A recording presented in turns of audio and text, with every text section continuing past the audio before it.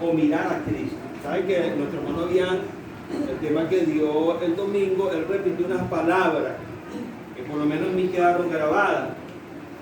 Que era el que nos impedía mirar a Cristo. Y a raíz de esto, pues, yo traje el tema de hoy. Y también, pues, el miércoles en el matutino, nuestra hermana Ismari, pues la lectura que leyó se trataba del Salmo 90. Amén. Y pues también trajo a mi memoria tanto las palabras nuevamente de nuestro hermano Bian como un mensaje que yo oí hace mucho tiempo de Arnaldo Torres, que me gustó mucho. Ahora bien, mis amados, ¿qué nos impide a nosotros ver o mirar la cruz de Cristo? Podríamos, en este lapso de introducción, poder preguntarnos a nosotros mismos: ¿estoy yo mirando realmente la cruz de Cristo? ¿Estoy siguiendo yo la carrera del Evangelio realmente? Voy como un atleta, pues el apóstol Pablo en muchísimas oportunidades, en varias oportunidades, expresa la disciplina que debe tener un atleta para hablar del cristiano. Y creo que los que tienen conocimiento de lo que es ser atleta, creo que la gran mayoría tenemos cierto conocimiento en nuestros días, saben que el atleta tiene que dedicarse, pues, si va a estar en una carrera, sea boxeador, sea lo que sea, que tenga cualquier disciplina, que tenga que competir, pues él tiene que tener una disciplina estricta para poder ganar. ¿Me está entendiendo? Entonces, él hace mención, pues, de tener esa disciplina en cuanto a comparar al creyente. Y creo que nosotros, hermanos, tenemos que tener seriedad en cuanto a lo que Dios ha ido hablando a nuestras vidas. Y ir reflexionando. Reflexionar no es solamente quedar con el pensamiento en nuestra mente: lo estoy haciendo mal. O quedar en nuestra mente: oye, tengo que hacerlo bien, tengo que cambiar. Eso no es el propósito de que Dios nos está hablando continuamente. El propósito es madurar. El propósito es cambiar. El propósito es que no sigamos siendo los mismos niños que hemos seguido siendo quizás durante muchos años dentro de la iglesia, cayendo en el mismo error, cayendo en la misma falla, teniendo el mismo problema. Yo no sé si usted se ha dado cuenta que hay personas que a lo largo de su vida no cambian. Y no estoy hablando del Evangelio, sino su conducta. Si esa persona es malcriada y usted lo conoció desde pequeñito y llega viejo malcriado, nunca cambia. Personas que son ladrones, usted los conoce y desde pequeño lo vio que tenía esa tendencia y no cambió, siguió ese modelo que tenía él. Algunos dicen: no, pero es que ese que iba a ser así. Eso es mentira. Nadie nace ladrón, nadie nace mentiroso. Si nosotros que estamos hoy aquí y que hemos escuchado la palabra en diversas oportunidades y que hemos reflexionado, porque yo sé que mucho, para no decir todo, hemos reflexionado en cuanto a los mensajes o las palabras que Dios ha hablado a nuestro corazón, y hemos dicho, algunos con angustia, hemos dicho: tengo que cambiar, tengo que mejorar, cuando hemos oído hablar de la oración, cuando hemos hablado del carácter, cuando hemos hablado de los problemas matrimoniales, cuando hemos hablado de los problemas de esposos con la esposa, en fin, hijos, y entonces en medio de lo que se está hablando, se está predicando, hemos meditado y hemos dicho, tengo que cambiar. ¿Le ha pasado a usted?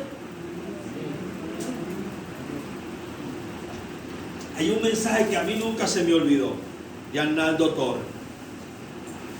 Algo más que un deseo. Porque nosotros vivimos deseando, pero nunca concluimos. Hubo una película cristiana que a mí se me quedó una parte de la película, que él llevó unos niños a un cementerio. Algunos lo se recordarán mejor que yo. Y cuando llevó a los niños al cementerio, creo que era un profesor, le dijo, ustedes escuchan. Algunos se quedaban mirándose. Y entonces ustedes no escuchan nada. Pero aquí están personas que desearon o que pensaron ser en la vida y hoy están aquí. Referente a que no los lograron. ¿Cuántos aquí de nosotros deseamos ser un doctor o deseamos estudiar ingeniería o estudiar X cosa? Y hoy en día no logramos. Muchos de nosotros, como yo que soy mayor, tengo 50 años ya, no soy tan mayor, pero voy a ir, ¿verdad? Entonces deseamos ser y no lo logramos. Sueños frustrados. Pero ahora bien, estamos hablando en cuanto a lo material, en cuanto a la vida normal. Muchos desearon cruzar su bachillerato, a lo mejor no terminaron de cruzar el bachillerato. Yo se lo he dicho a personas, hermanos, yo se lo digo siempre a mi hijo, lo que uno comienza, uno debe terminarlo. Palabras de mi papá. Lo que comienza, termínalo. ¿Cuántos de nosotros no comenzamos muchas cosas y no las terminamos? Y siquiera hablamos aquí con pruebas. Le pregunto a sus esposas, ¿cuántas cosas ha comenzado su esposo en su casa y no lo ha terminado? Y entonces decimos, mientras tanto. ¿Me está entendiendo? Y hay diversas excusas, porque nosotros podíamos excusarnos aquí y decir, no tengo tiempo, no tengo dinero, estoy cansado, las preocupaciones, en fin. Pero siempre se puede lograr algo. Las mismas excusas que podemos presentar en cuanto al Evangelio de Cristo. Y volvemos al tema, ¿qué nos está impidiendo ver a Cristo? Si podíamos trasladarnos al apóstol Pablo, ¿qué le impedía al apóstol Pablo ver a Cristo? No era la religiosidad que tenía. No combatía y estaba combatiendo contra el mismo Dios. Solamente la mirada a Cristo lo hizo derribarse. No iban los que iban camino a Emaús hablando con el mismo Cristo y no le habían visto. No hay algo parecido en estos dos ejemplos. Por eso es que hemos tomado el capítulo 90 de Salmo. Enséñanos a contar los días, hermano, porque nosotros va pasando el tiempo, vamos ya desfalleciendo, cansándonos, poniéndonos viejos y seguimos igual.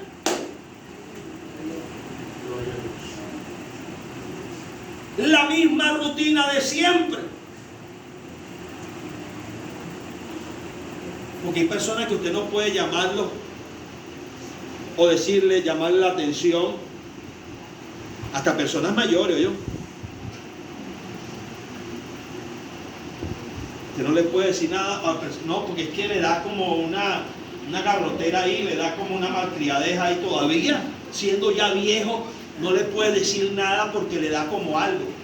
No, yo no le puedo decir nada a mamá porque si le digo algo a mamá, es capaz que se muera. ¿No cree que con el tiempo deberíamos haber aprendido a madurar? ¿No cree que el Señor nos llama a través de la Escritura y de la palabra a un cambio? ¿No nos llama el Señor a ser diferente? A dejar la altivez, a dejar la soberbia. ¿Cuánta gente, hermano, no está dentro de la iglesia y son terribles en cuanto a la soberbia? Y están oyendo ahorita el mensaje y en sus corazones la soberbia no los deja oír.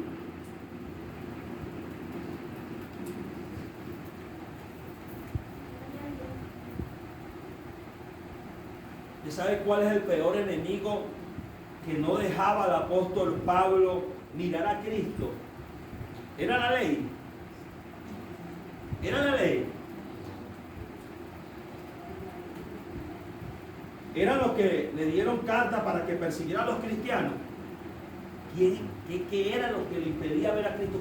¿Cuál era el primer impedimento? ¿Ah? ¿Cómo? Nosotros mismos. Él mismo, nosotros somos el primer impedimento que no miramos a Cristo por la condición que tenemos. No miramos a Cristo por lo que somos, cómo nos conducimos, porque no crecemos, porque no maduramos. Entonces, en el tema de hoy, cual vamos a estar hablando, me hubiese gustado haber podido pasar las diapositivas, pero bueno, el Señor sabe todas las cosas. Entonces, el tema de hoy que nos impide ver o mirar a Cristo, y tenemos también puestos los ojos en Jesús. Vamos a comenzar capítulo 90. Este capítulo 90 fue utilizado como introducción. Yo lo estoy utilizando prácticamente como una introducción bastante larga. Y fíjense, el Salmo 90 se le atribuye a Moisés, aunque hay algunos que dicen que no fue Moisés que lo escribió, el Salmo 90. Pero mediante lo que usted comienza a leer, usted se da cuenta que el vocabulario utilizado en medio del Salmo era Moisés. Referente a los ejemplos que pone, el vocabulario que utiliza, hace referencia de muchas partes de los libros que se le atribuyen a él. ¿Me entiende? Como es el Pentateuco. Entonces usted comienza a darse cuenta que el que está hablando allí, o el que escribió, o el autor de este salmo, es Moisés. Amén.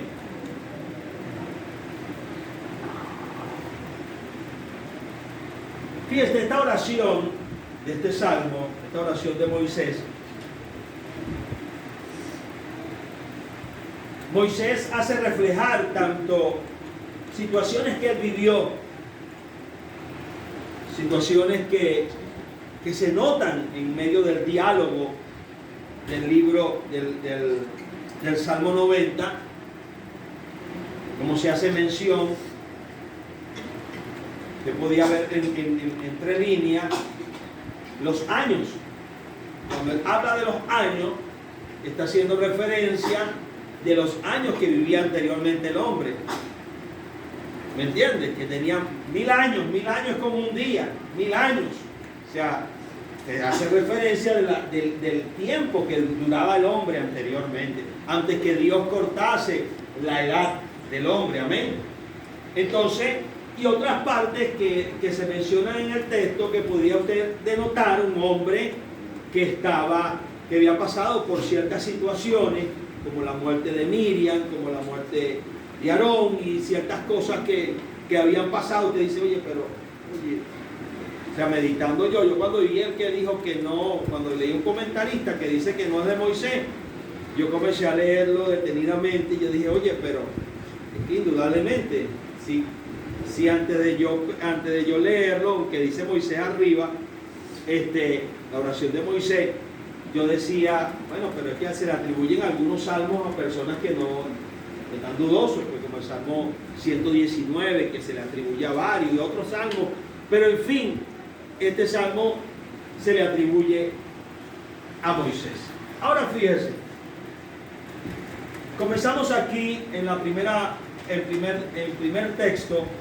Dice: oh Adonai, tú has sido nuestra morada de generación en generación. Esto lo cantamos: Señor, tú nos has sido refugio de generación en generación. Ahora, a veces me dicen a mí que, o sea, yo expreso mucho esto, hermano, y no con el ánimo de que usted no lo cante, sino que a veces no meditamos en lo que cantamos. O sea, si yo estoy diciendo: Señor, tú me has sido refugio de generación en generación, y yo estoy abrumado por ciertas circunstancias que son normales en la vida del hombre, o sea, el alimento, el techo, el vestido, la situación de la casa, a lo mejor estoy alquilado, o situaciones del colegio, en fin.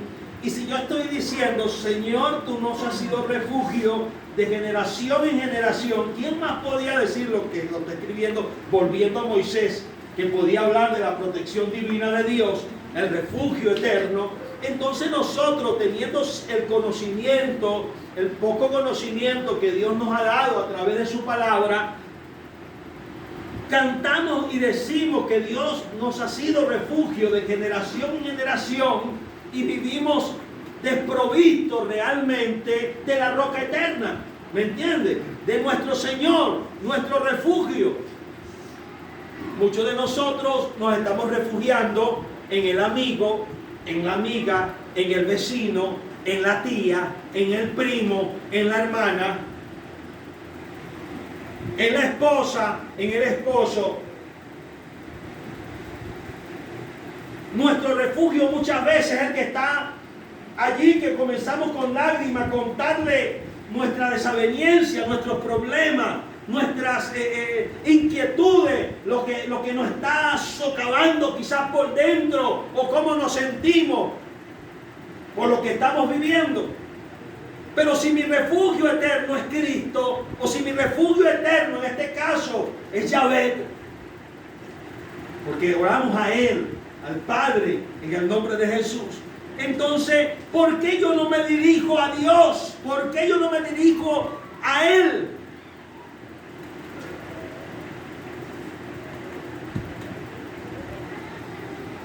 Entonces llego yo, pongamos, tengo un problema con mi esposo, hablando de las mujeres, o viceversa, o el esposo tiene problemas con la esposa, y lo primero que vengo yo es a contárselo a mi mamá.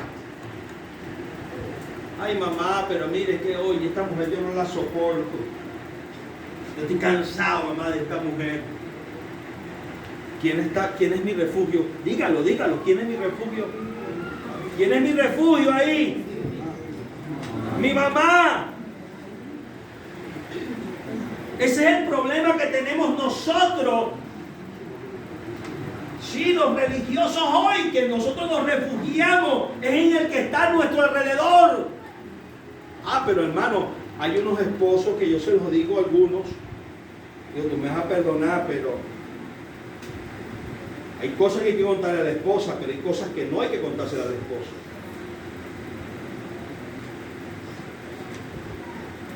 ¿Qué mal se vería que yo viniera a mi esposa? Oye, mira, mi amor, el sudito en la reunión de directiva se metió conmigo y me dijo que yo era un carnal.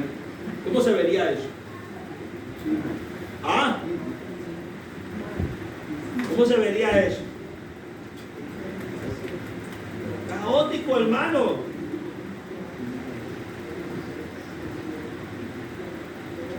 Ese es el problema que tenemos hoy.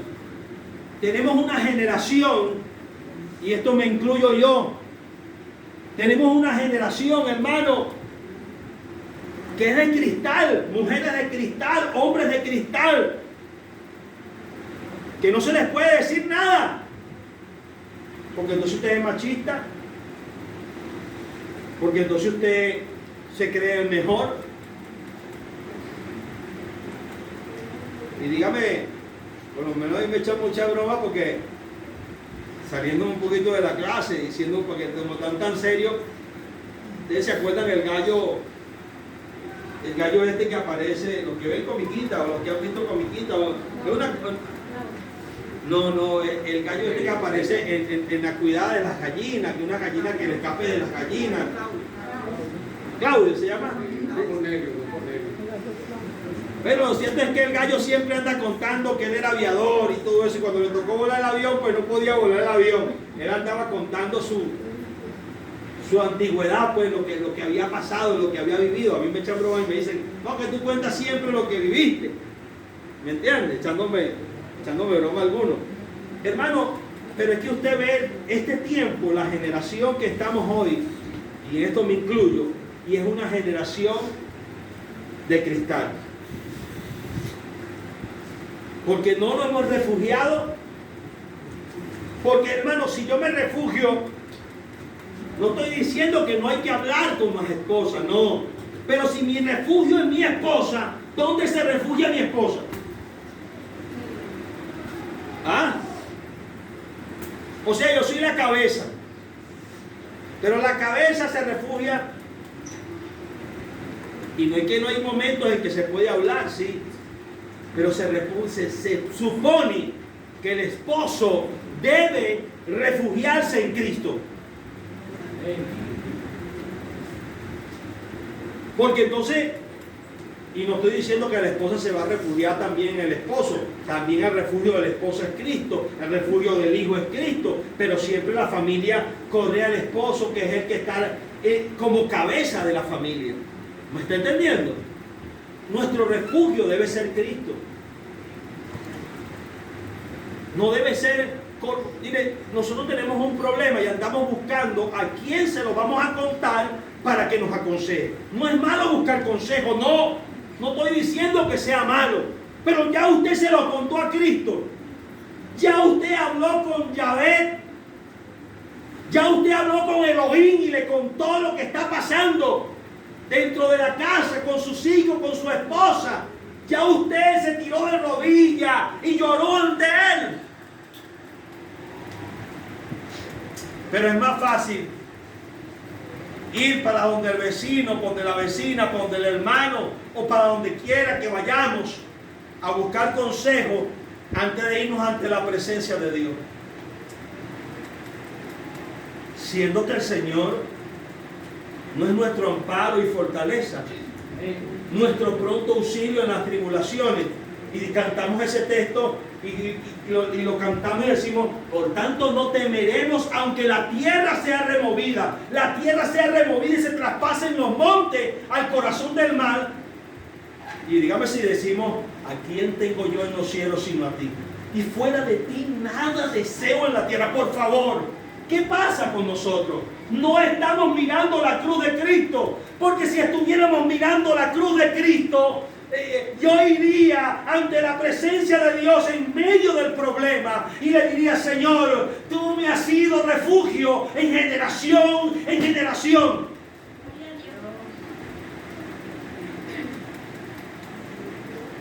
Pero ¿usted sabe dónde estamos buscando el refugio? Voy a pensar que ya sacó una estampita, ¿no? Cuando tenemos real en la tarjeta. Ahí sí nos sentimos refugiados. Cuando tenemos dinero, cuando tenemos comida en la casa. Cuando estamos aquí, hermano, no soy diferente a ninguno de ustedes. Estamos en el mismo barco, donde estamos siendo atacados por el enemigo. Si usted se vuelve en contra de algunos aquí, entonces usted está dividiendo el barco. Podemos entender de que nuestra lucha no es contra sangre ni carne, sino contra principados, contra potestades, contra gobernadores de las tinieblas. Podemos entender que el único refugio es Jesús. Dice que nosotros decíamos, hay un himno que dice que el arca es Jesucristo, y hablamos con Jesucristo, el arca que nos salva, ¿verdad? Amén. si podemos hablar de muchos cánticos e himnos y lectura de la Escritura, ¿qué pasa con nosotros que no estamos mirando la cruz de Cristo? Fíjese, él sigue. Y en un barco, cada uno de nosotros tiene una función, una responsabilidad. Cada uno de nosotros. Y hermano, yo estuve yendo para acá, para el Parque del Este, haciendo referencia a lo que el hermano dice, y estaba viendo entramos como para el barco este, que están cobrando $3 para entrar. Y entonces, entonces me llevé a mis hijos y fuimos, ¿eran $3 o $2? ¿No te acuerdas? ¿2? ¿3? No, uno no. Bueno, esa vez me cobraron 2, creo yo, menos de uno no creo. Pero, en fin, no es el detalle. 1, 2 o 3. Lo cierto es que entramos y me llamó la atención la explicación porque Gabriel dice que están cobrando 1, pero no recuerdo ahorita. Lo cierto es que entramos, para no caer en detalle, y entonces nos comenzaron a explicar pues la situación del barco, los que mandaban, ya que hay una expresión que se utiliza como grosería, que cuando se portaba mal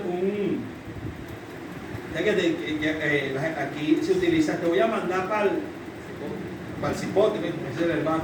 Entonces, eso era una parte del barco que es la última parte de arriba, eso se le dice ese nombre, esa expresión. Y entonces al que se portaba mal lo mandaban para allá arriba. Hay una expresión que es otra cosa, esa palabra con, sí. eso es la parte interior de la sí, hay varias expresiones. De la mujer.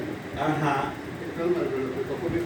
Es que muchas expresiones que se utilizan como vulgaridad no tienen ni siquiera nada que ver con la vulgaridad, porque otra expresión que ella nos dijo que era del barco, y entonces, en fin, lo cierto es que el que se portaba mal lo mandaban, lo castigaban.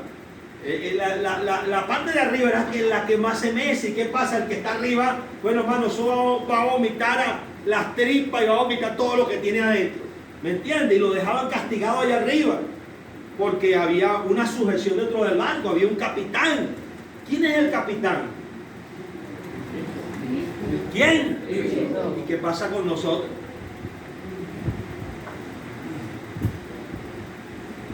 ¿Qué está pasando con nosotros entonces? Pero ¿usted sabe cómo voy a decir yo? Yo no me sujeto a hombre. Eso lo dijo el pastor, pero yo no me sujeto a hombre. Yo me sujeto a Cristo. Hermano, si una esposa se sujeta a Cristo, se somete al esposo. Si un hijo se somete a Cristo, se somete a sus padres. ¿Me entiende? Si un esposo se somete a Cristo, ama y honra a su esposa. ¿Me está entendiendo? Entonces no seguimos el reglamento bíblico. Eso es lo que está pasando, que nosotros hablamos, decimos y no hacemos. Ahora fíjese el Salmo. Fíjese, él comienza a hablar de generación en generación, haciendo referencia de la eternidad de Dios. También él hace referencia a Deuteronomio 33, 27, no lo voy a leer. Después Salmo, el versículo 2, que estamos leyendo, dice: antes que los montes fueran engendrados y dieras a la luz la tierra y el mundo, desde la eternidad y hasta la eternidad, tú eres Él. Hablando de lo eterno de Dios, amén. De su grandeza, de que podíamos expresar una palabra que la expresó Pedro. Ahí podríamos decir: Señor, pero ¿para dónde vamos a agarrar si tú eres eterno? ¿A dónde iremos? Bueno, pues si ustedes quieren irse, váyanse también ustedes. Oye, ¿a dónde iremos, Señor, si el único que tiene pan de vida eres tú? Si el único que eres eterno, si el que murió en la cruz del Calvario. Pero ¿qué pasa con nosotros que hemos desviado nuestra mirada a otras cosas? Hermano, mire, nosotros los cristianos se nos pierde el celular. Se nos pierde el celular, hermano, mire, y eso es una angustia. Y corremos para allá, corremos para acá. lo primero que pensamos es que tenemos que comprar otro. Y tan caro. ¿Me entiendes? Lo primerito.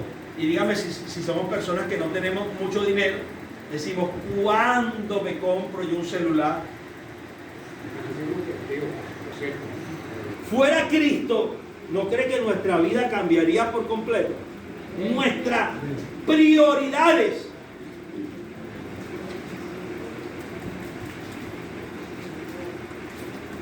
Con esto no estoy desanimándolos, sino tratando de mover la inquietud que usted tiene en su corazón y que ha tratado de alcanzar y de cambiar, mover. Usted sabe que hay plantas que usted las siembra y están bonitas y de repente se comienzan a marchitar y usted agarra y le mueve la tierra y comienza a moverle la tierra y aquella planta otra vez comienza y retoma otra vez su belleza.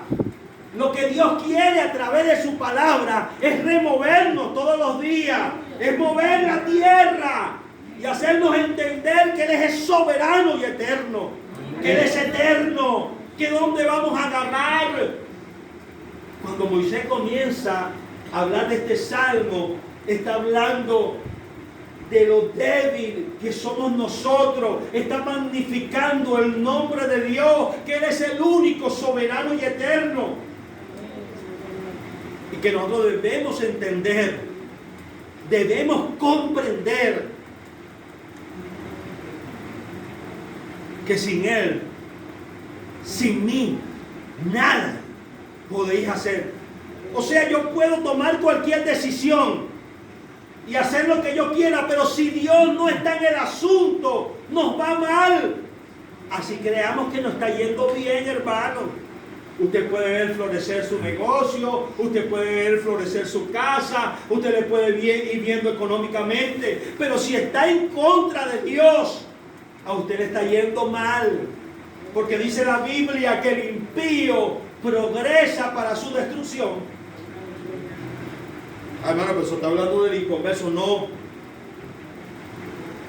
está hablando del inconverso, está hablando del impío, del que conoce, del que sabe lo que debe hacer y no lo hace.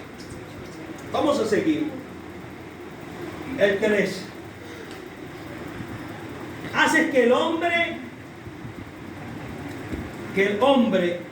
vuelva al polvo y dices, volveos, hijo de Adán. Si usted ve la referencia ahí, podemos otra vez decir quién podía decir esas expresiones. No aparecía en el Pentateuco, en el libro de Génesis capítulo 3 versículo 19. No envió Dios y dijo, polvo eres y al polvo volverá. Amén.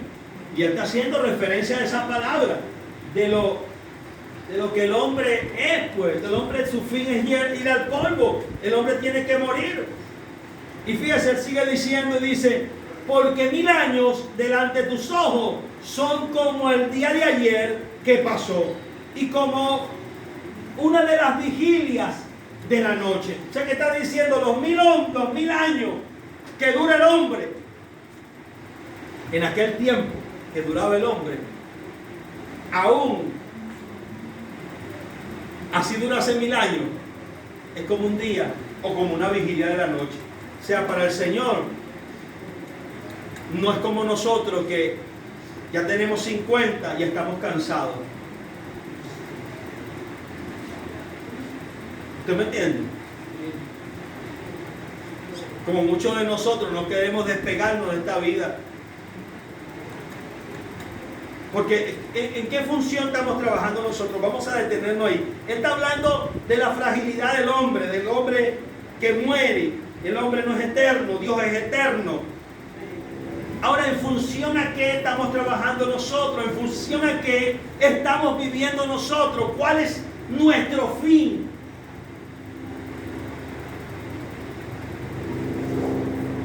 ¿Cuál es el fin de cada uno de nosotros?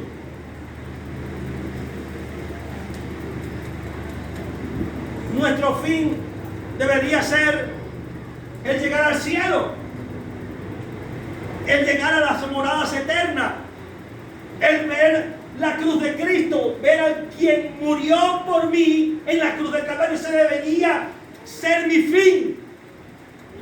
Mi fin debería ser anhelar ver el rostro de Jesús, poder tocar sus manos. Eso debería ser el fin de nosotros. Pero ¿cuál es el fin de nosotros?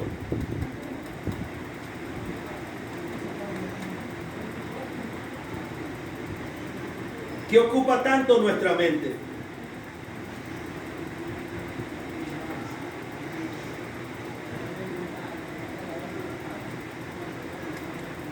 Haga un análisis por unos minutos o por unos segundos